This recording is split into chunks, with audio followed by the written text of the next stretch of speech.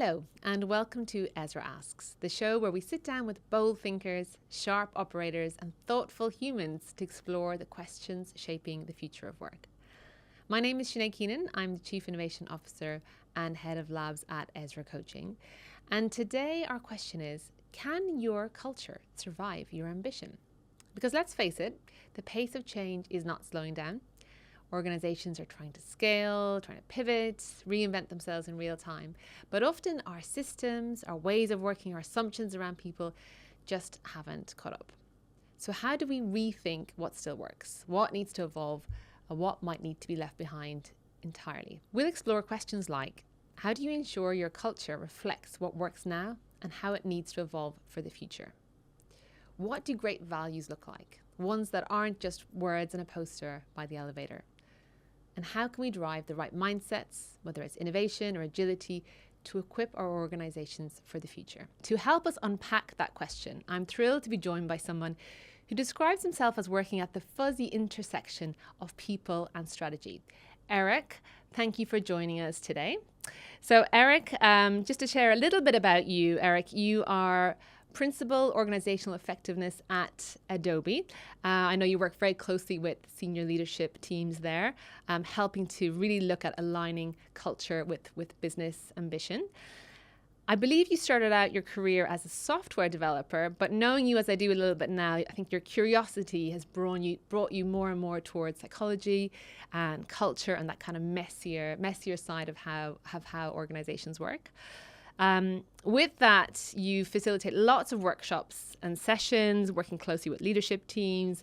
I think you started out yourself at one point in time. You ran your own business, coaching, consulting with lots of different populations.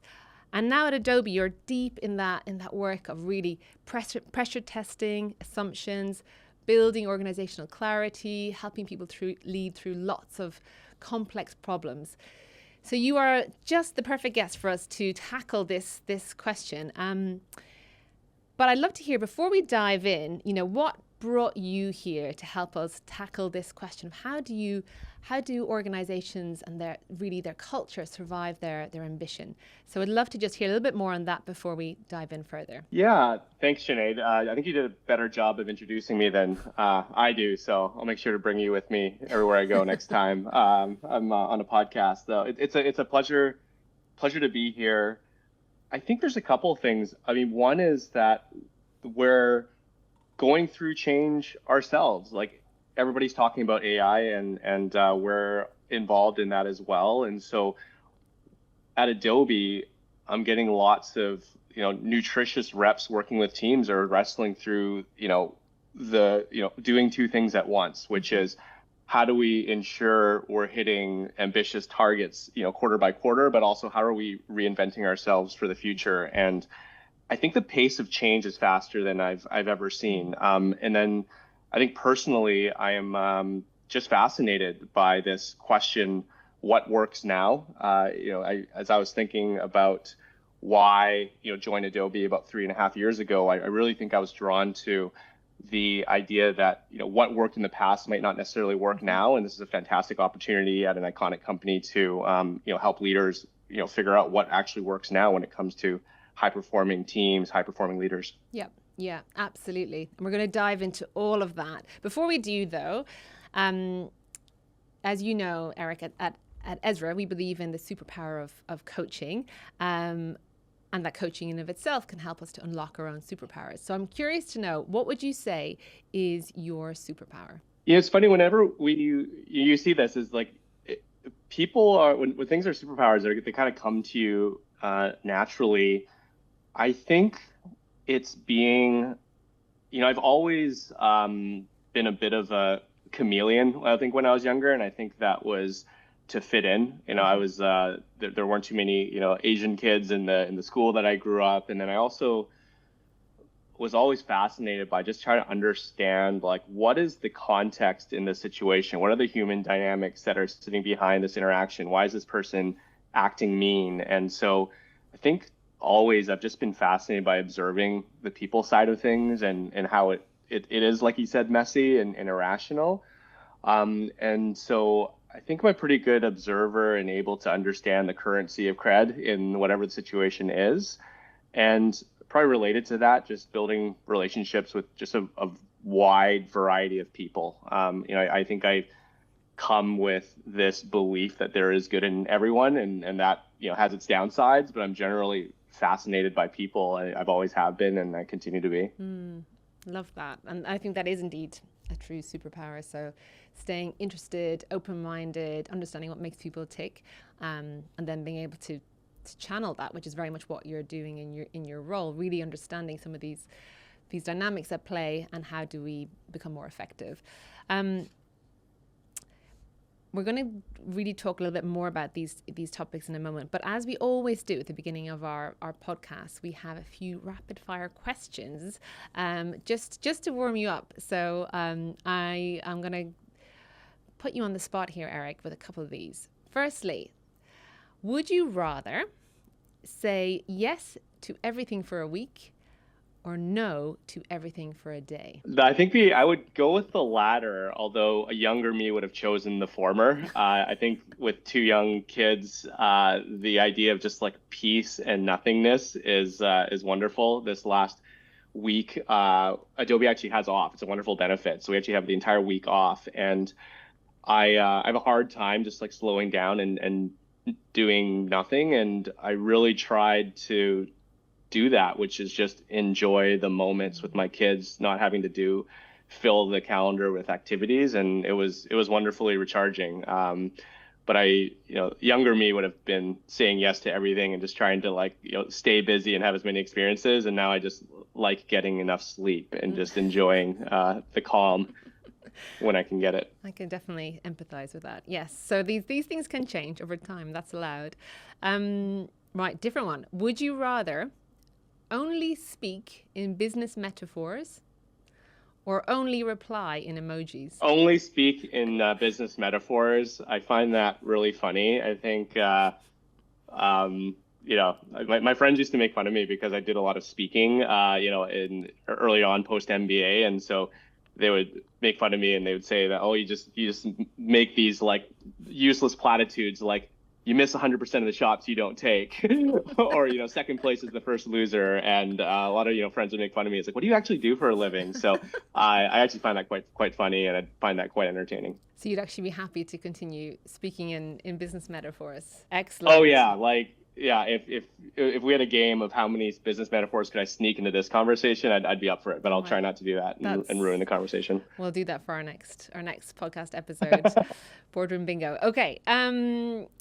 Here's one. Would you rather lead a room full of opinionated execs or pitch your boldest idea to the CEO one-on-one? The first one comes naturally to me. So that's the one that feels the most natural because it's a lot of what I do for a living. And so given that, I'd probably go with the second one because it feels a little scary and uncomfortable to me. And so I'm trying to, whenever I do feel uncomfortable, dive into it a little bit more. So I'm going to choose the second one, even though the first one would probably feel easier to me.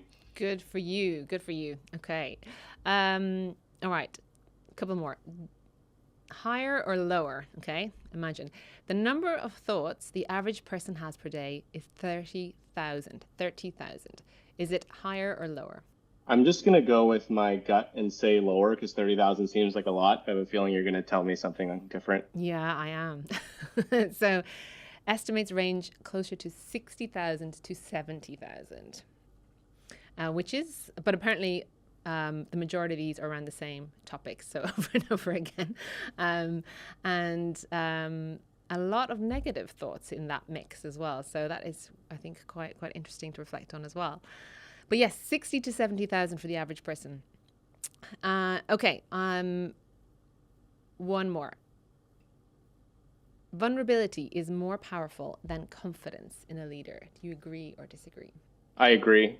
It's amazing how this hasn't fully gone mainstream yet, but I've just seen it over and over again that what people want from a leader is that vulnerability, that authenticity, that realness. And I still think that leaders are hesitant to show weakness. I think it makes them look weak. And I'm a strong believer in vulnerability. There's no shortage of confident people. I've had most of my career in the United States, and so coming from Canada, just that confidence blew me away when I first arrived on campus at Stanford Business School. So I don't think there's a shortage of confident people. I found, but that that vulnerability is a rare attribute that I think can be powerful. Mm-hmm.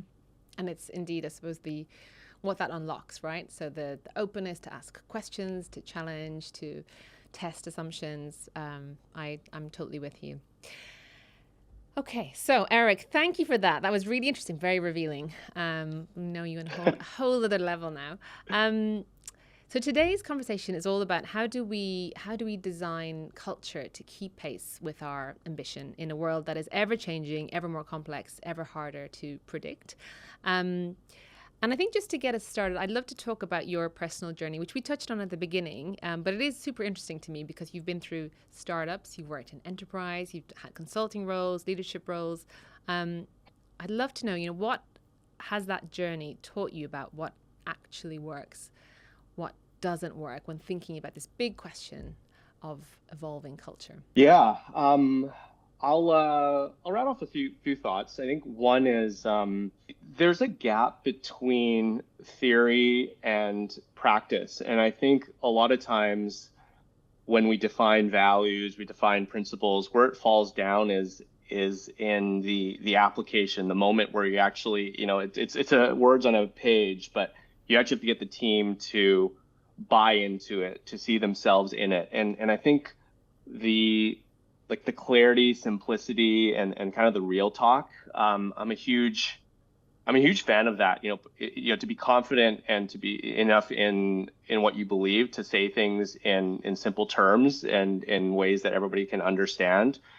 I think there's a generation where you'd come in with external research and blow people away with the complexity of it. And I actually think there's companies out there that try to make money off the complexity and make you believe that only they can come fix your problem. And I think the simplicity matters. We had a very successful values launch about 3 years ago, and it was created by the executive team. And I think that as a HR practitioner right now, you can't push a team or an organization any further than what the leadership team wants to take it. And I think that's where a lot of HR initiatives fall down, is that the HR organization is more excited about it and more and has is more bought into it than the leaders themselves, who are kind of dragged along. And so I think that kind of co-creation, getting leaders in a room and having vulnerable, real conversations, like what is the essence of our company? What do we need to let go of? What do we need to retain in order to be great for the next decades? I think those real talk conversations with the leadership team are absolutely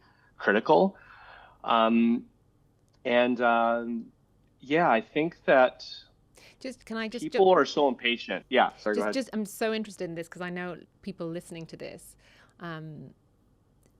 every organization at some point is going through a new values reset, or I think about all the clients that we're working with, so many, and it is understandably so. It's one of the hardest things to do. We're trying to reset our culture, not just evolve it, but reset it really quickly. We've got a new set of leadership principles, values, behaviors, and now we're faced with, what do we do with it? How do we get it out there? So one of the things I'm hearing you say is sort of the simplicity of the language, making it really relatable. But to even get to that point, which is the, parsing down into something clear and digestible, what was the process that you went through to get to that essence of what our culture is and what we needed to be? Like, how did you guys do that? Was it workshops, leaders, meeting people? Yeah, we did bring in an external firm to help us with those conversations. I was not directly involved in the creation of the values. So, but I do know that kind of versus other efforts I've seen where it was, without naming names, sometimes HR organizations come in and they're really excited about the competency model that's going to come out of this thing. And we're going to make sure that there's 5 levels of the organization and we have behaviors and stuff like that. And, you can actually have a pretty well-paid consulting engagement for somebody to create that. But actually getting leaders in the room and to talk about like I said before, I mean, I've led a lot of these conversations. I wasn't part of the values, but I've been part of a lot of conversations about that leadership teams talk about, like, what are the guiding principles we need to even get us through the next, 18 months. And so maybe at a level down, you might ask them to talk about, like, kind of where have we been and where are we going? What served us well through that? What did we learn? What do we need to let go of going forward? And then saying, like, what are going to be the moments the crucible moments coming up, and will these principles guide us? I'm a big fan of actually the book Principles by Ray Dalio, and it's a billionaire investor, so it's how does that apply to organizations? But I really think more than ever, like, having that real talk. I think that the language really matters, and getting back to your point of vulnerability is kind of getting real about our future is uncertain. We can be successful or we can fail. Like, what is it going to require from us as a leadership team? What's it going to require from us as an organization? And so I think that really kind of requires kind of really understanding, like, what makes people tick in your organization. And every culture is unique, and really capturing that so that when people look at the words, they'll be like, yep, they got it. I also think kind of getting clear about what it is and what it isn't, because oftentimes a lot of these statements are just, you can't disagree with these statements, right? So the more the language can feel unique to your organization and very clear, hey, it doesn't mean this, it does mean this. And something that fits your culture and can kind of capture that, I think is powerful. Yeah. And how do you, again, I think a kind of perennial challenge with this is, so you get the values and they're nice and clear, and I think you guys have done really amazing work to keep it really succinct, because there's only so many things people can realistically remember. And but how do you ensure that is not just a poster that is on the wall beside the elevator, or a Zoom background with the words written there? What are the, I suppose, cultural markers day to day that shows these values, new behaviors in action? I think the best way to determine whether or not it's working so first of all, like, so to answer your question directly, we launched them and it took a year before we actually had all the double clicks and what this is, what this doesn't mean, the values in action. Are we going to do it by 3 levels or 5 levels? And so I think in the first year when they were launched, it was really seeing the leadership team use this in their everyday language. So when you're in the meetings and it's not like cringy, it's like, okay, yeah, we got to go, like, we really need to create the future. We need to own the outcome. We need to be genuine. These are some of our values, and you start to hear them being articulated because the executive team was in the room co-creating them and arguing and debating what this means and why it's important. So I do think leadership role modeling is like 51% of it from the beginning. But then you get down to the next levels and you start to see it make its way into leadership development objectives. We have definitions of what does it mean to be a successful senior leader. You start seeing it kind of work its way into compensation. You see it in promotion. And so I do think systematizing it afterwards and building it into a lot of the reinforcing systems. Our chief people officer, Gloria Chen, wanted to make sure that it started to get embedded into the fabric and DNA of our operating rhythms or structures. And I think making sure it's embedded into those rhythms that people actually do like care about and use, I think can go a long way. And again, not making them overly heavy, because like the language, everything has to be simple, because people don't have much attention span these days. So I think making sure that the language is everyday and doesn't sound like they're created out of a database of 100 possible HRE statements. Yeah.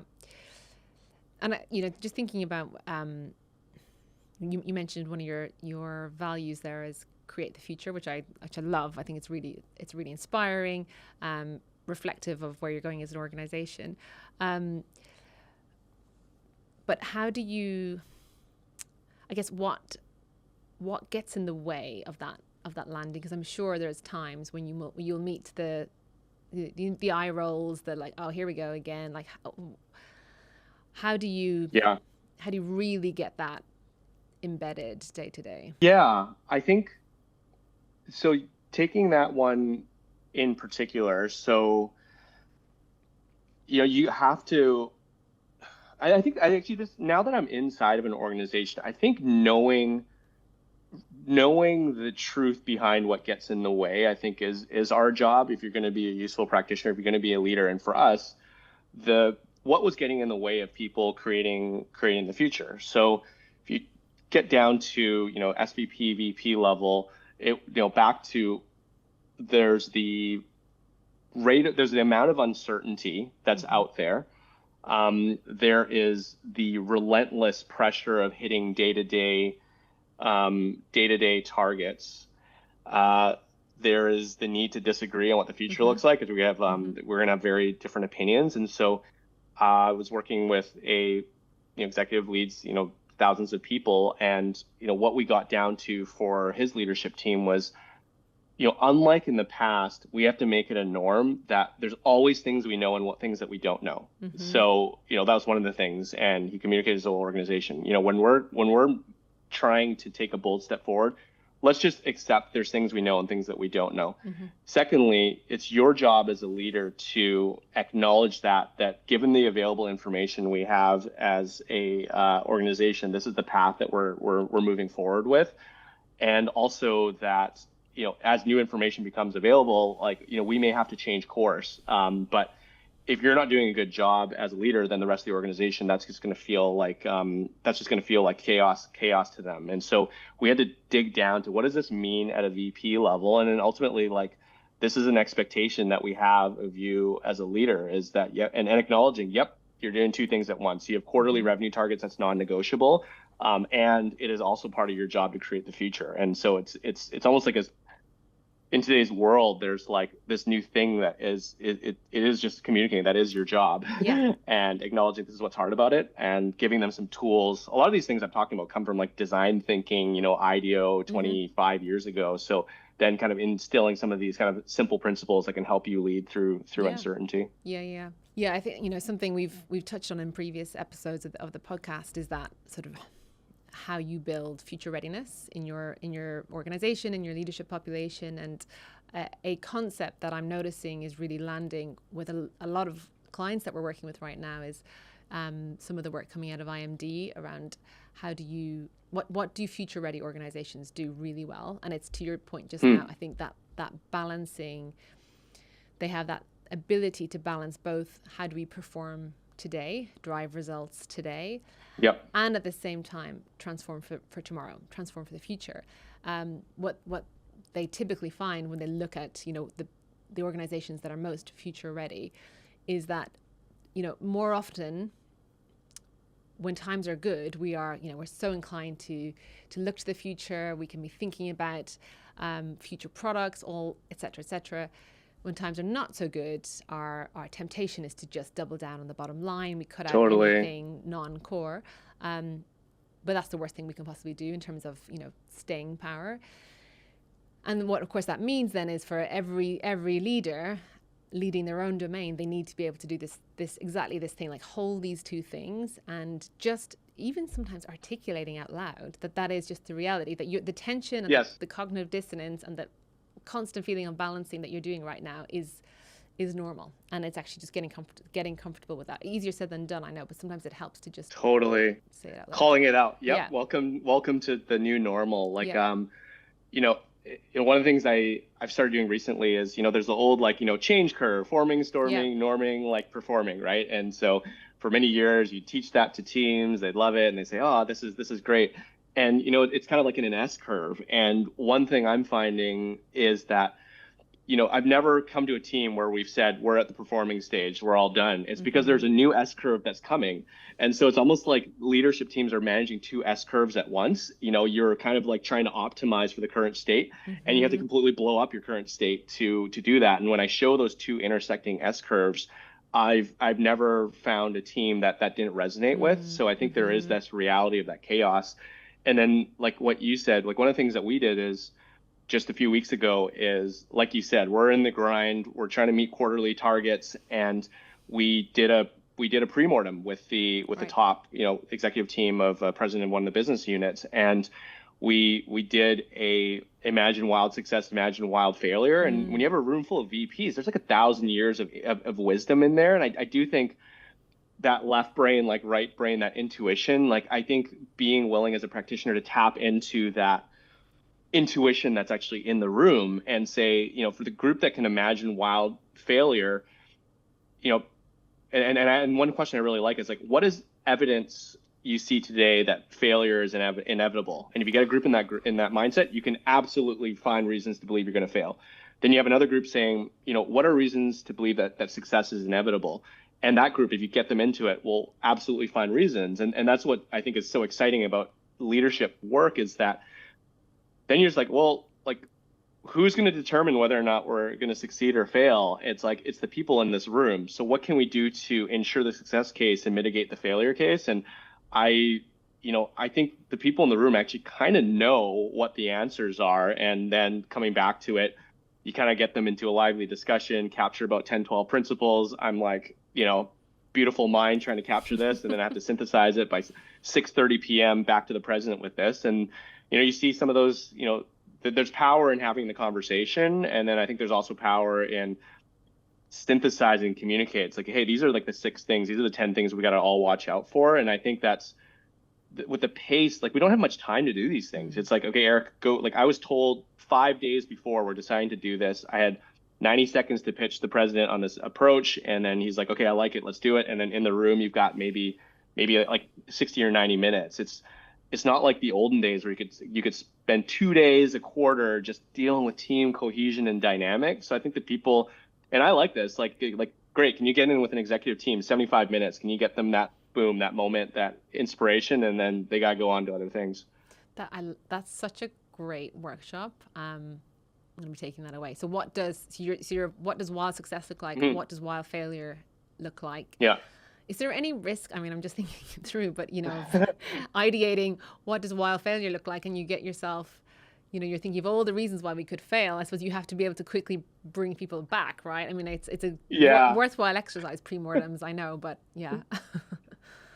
Some leaders like it better than others. There is that fear of, you're going to manifest failure by talking about it. So there's different angles you could take to it. But I'm glad this leader went and did it. And it's one of the things that this when I talked about the principles is like there's a range of possible outcomes. And one of the things this go-to-market leader said is like one of the principles is like, when you come to me with an idea, like I want good ideas to come from everywhere, but I expect that you've actually done the pre-mortem in your head and you can come and confidently talk through the range of possible outcomes. And I think that's like a 2.0 version of like have a point of view, which we were teaching leaders before, but now it's like, no, have a point of view, but have fully thought through it. And that's what gives you credibility to kind of pitch your idea. And that's how we can keep a culture where ideas can come from the bottom up, because with the pace of change, there's no way that, top down,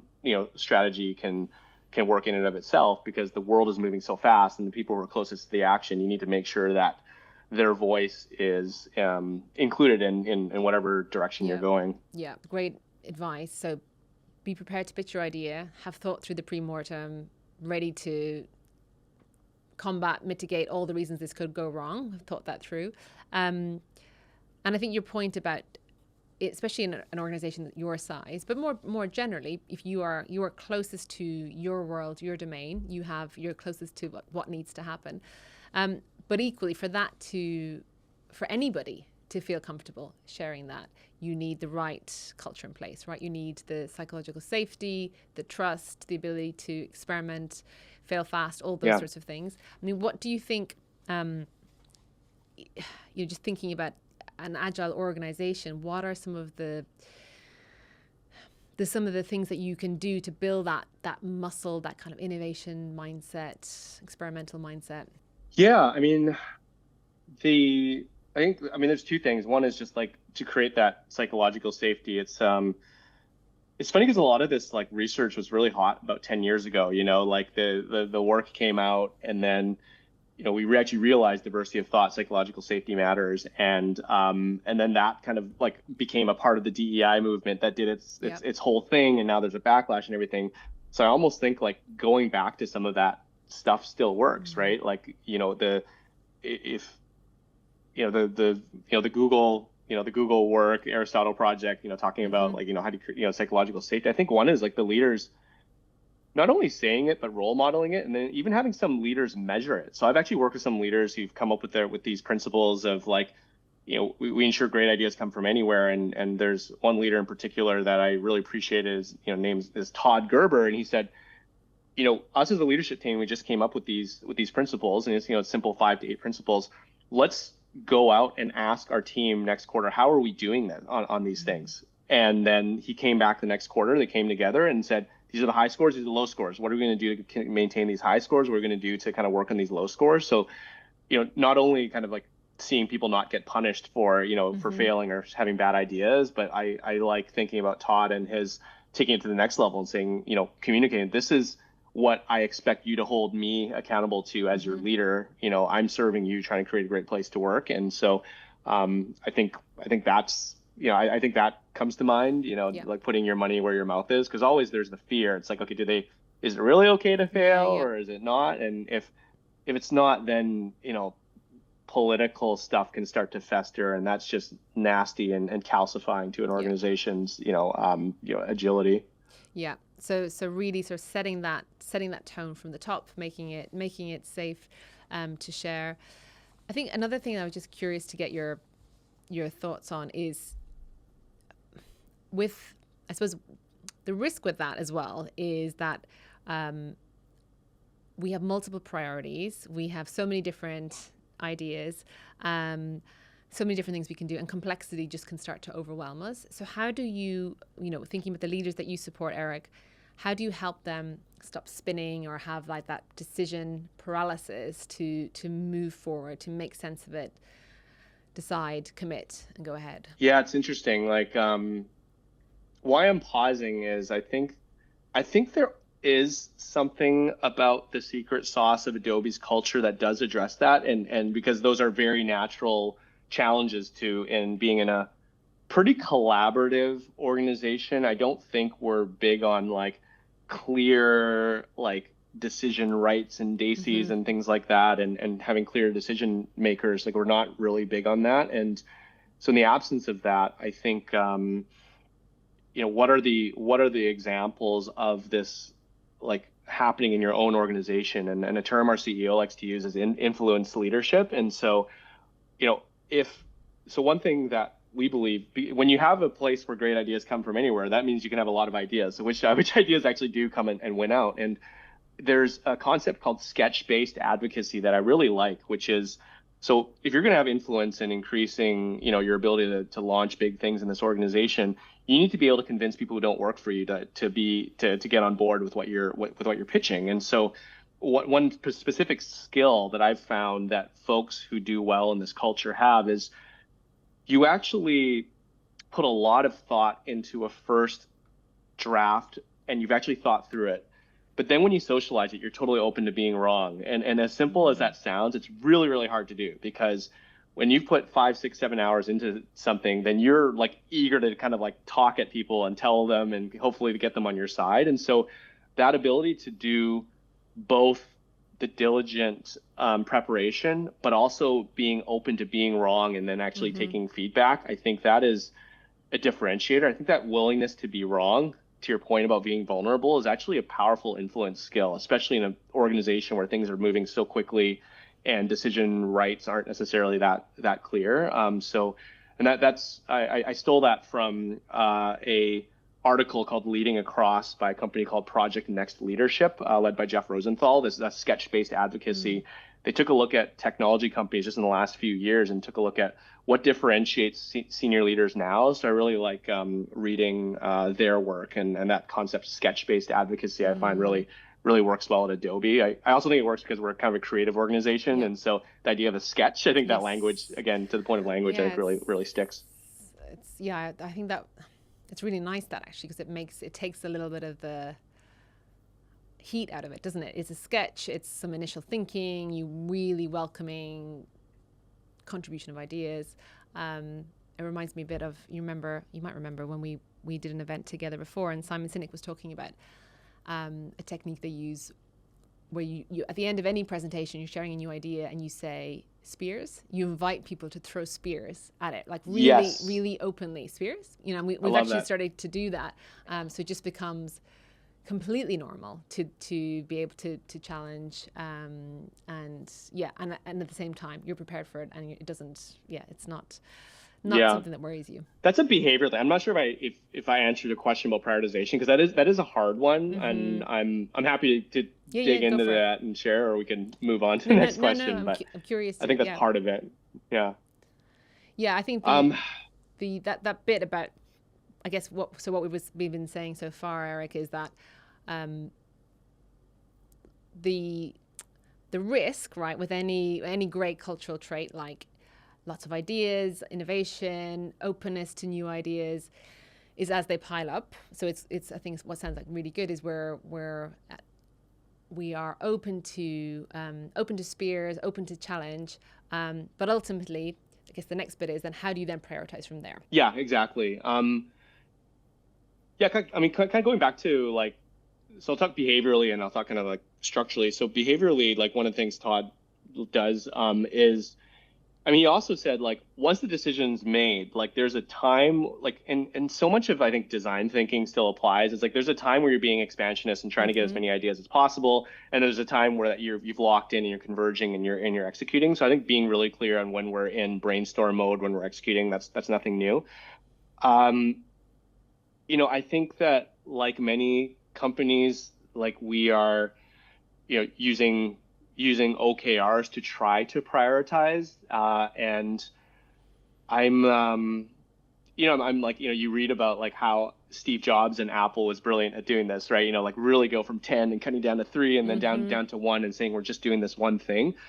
Like many companies, I think it's hit or miss. It's like it can be tempting to just like you have these 3 priorities and then just jam your initiative to kind of fit the language of it, and you're not really cutting and prioritizing.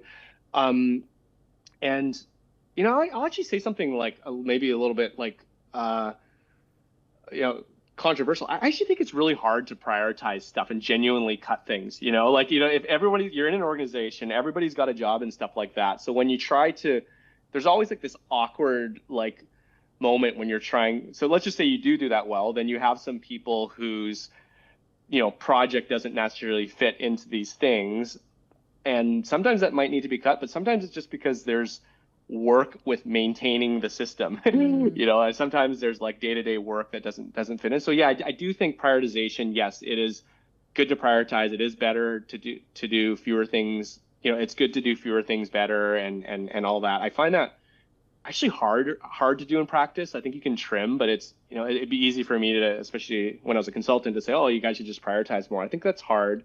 I do think what's helpful actually is the ability to really paint an inspiring North Star, like why, because I think when you get that into the hearts of people, that will almost have like a natural effect of aligning people towards that purpose. And so I find, storytelling, having like an inspiring purpose, being able to connect people to a broader reason for why we're doing stuff is probably a greater prioritizer than trying to cut 7 of 10 initiatives. You can do that, but I find that that's it's a bit of a messy task. Yeah, absolutely.